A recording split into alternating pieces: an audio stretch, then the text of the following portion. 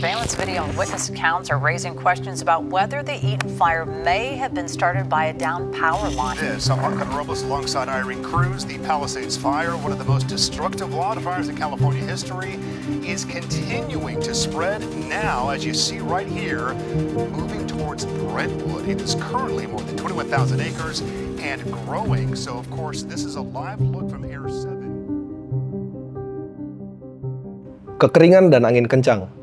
Dua hal itu yang bikin kebakaran di Los Angeles sejak pekan lalu sangat susah diatasi. Ada ribuan bangunan hangus, toko, kantor, rumah, tempat-tempat di mana ratusan ribu warga memusatkan seluruh hidup mereka udah hancur lebur di telan api. Lebih dari 150 ribu warga harus mengungsi. Puluhan orang bahkan kehilangan nyawa. Coba bayangin itu terjadi di sini. Terjadi ke kita.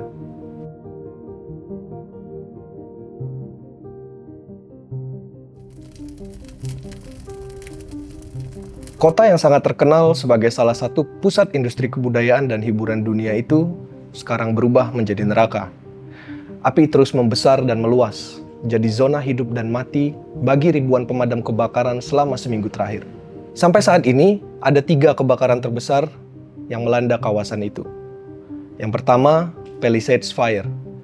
Berawal di area pemukiman Pacific Palisades pada Selasa 7 Januari sebagai brush fire atau kebakaran vegetasi rendah ya, yang tingginya kurang dari 1,8 meter.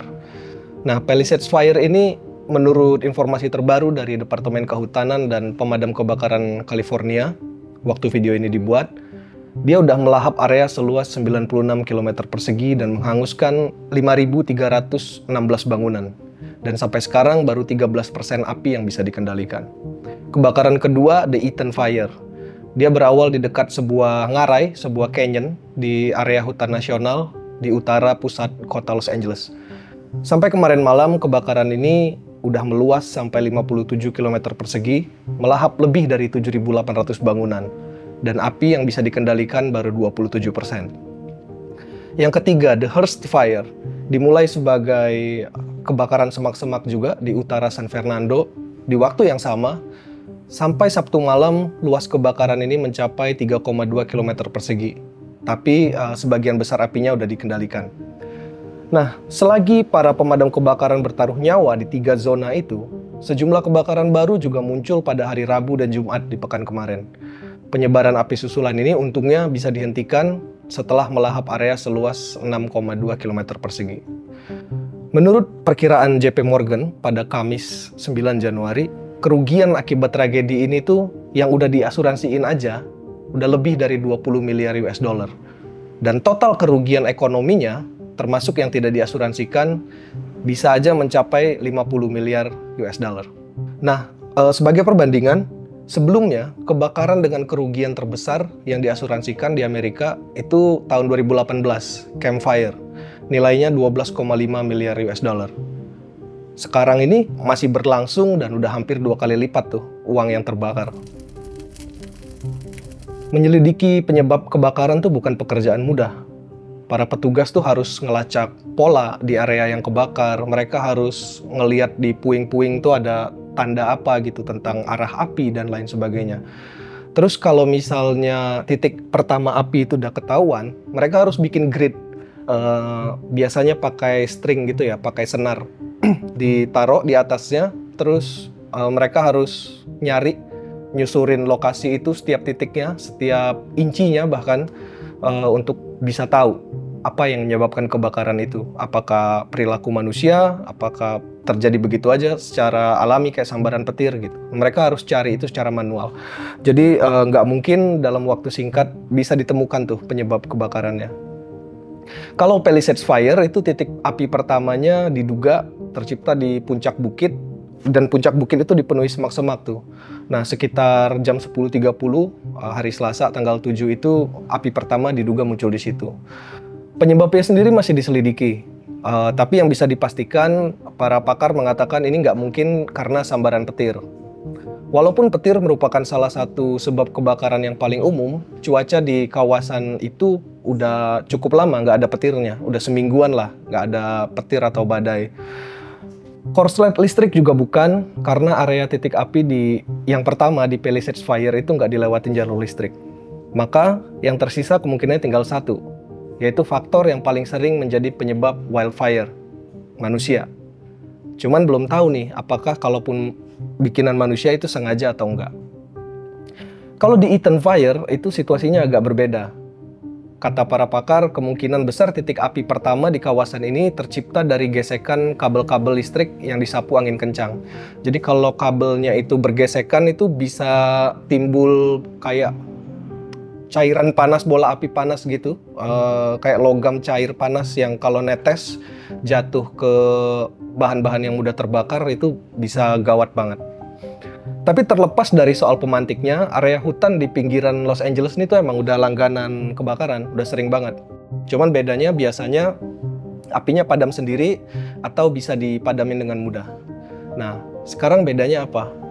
Nah, bayangin, di tengah-tengah bencana yang segila ini, masih ada orang-orang yang berdebat di internet nih, penyebab kebakaran ini. Yang satu bilang azab, yang satu, ya dua-duanya bilang azab sih, tapi karena hal yang berbeda gitu kayak.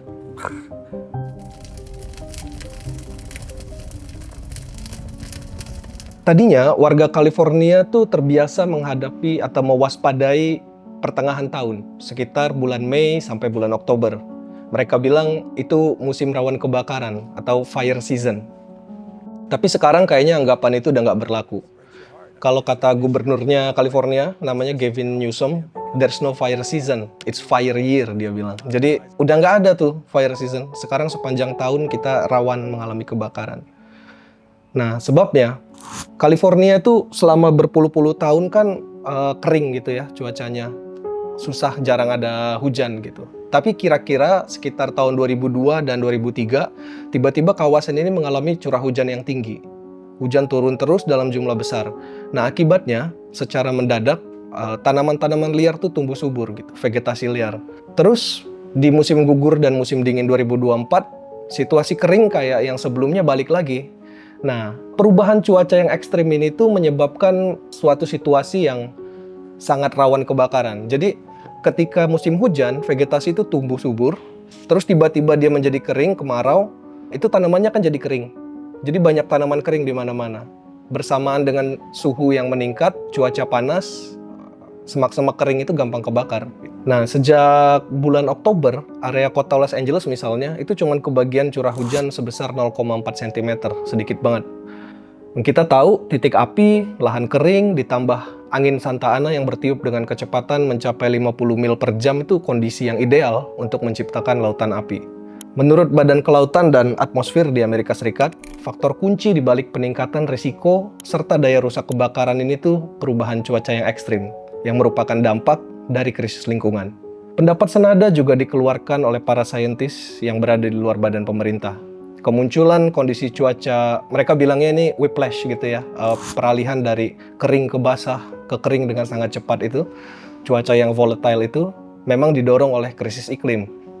Gambaran besarnya, kata mereka, krisis iklim menyebabkan peningkatan whiplash ini secara global sebesar 31-66%. Untuk setiap 1 derajat kenaikan panas, atmosfer itu akan menguapkan, menyerap, dan melepas air sekitar 7% lebih banyak dari kondisi normal. Nah, kondisi ini di satu sisi naikin risiko banjir saat hujan turun deras. Tapi ketika hujan nggak turun, dia menyerap lebih banyak kelembaban dari tanaman dan tanah. Bencana alam kan jadi tinggal soal waktu aja gitu. Kalau hujan jadi banjir, kalau kering jadi kebakaran. Kapan dan di mana bencana itu bakal muncul, ya tinggal tunggu aja gitu. Bukan lagi soal akan terjadi atau enggak. Karena pasti terjadi. Nah, kita tahu krisis iklim kan disebabkan oleh efek rumah kaca yang memperlambat perlepasan panas dari bumi ke luar angkasa. Dan gas-gas penghasil efek rumah kaca itu kan terutama berasal dari aktivitas manusia, khususnya aktivitas ekonomi dan industri kita. Tanpa mengurangi rasa duka cita untuk para korban kebakaran di Los Angeles, juga tanpa mengurangi rasa hormat untuk para pemadam kebakaran yang sampai sekarang masih bertaruh nyawa, tragedi ini, menurut saya, yang masih berlangsung di salah satu kawasan terpenting di Amerika Serikat adalah sebuah peringatan yang menyakitkan. Peringatan ini memberitahu kita semua bahwa para pemimpin dunia harus semakin serius merumuskan cara-cara baru untuk melangsungkan kehidupan di bumi. Mumpung belum semuanya terbakar. Kita tahu di dunia yang hangus terbakar, nggak akan ada lagi pembicaraan tentang untung rugi dan menang kalah. Cuma ada arang dan abu. Hari ini krisis iklim baru nunjukin salah satu dampaknya di Amerika Serikat.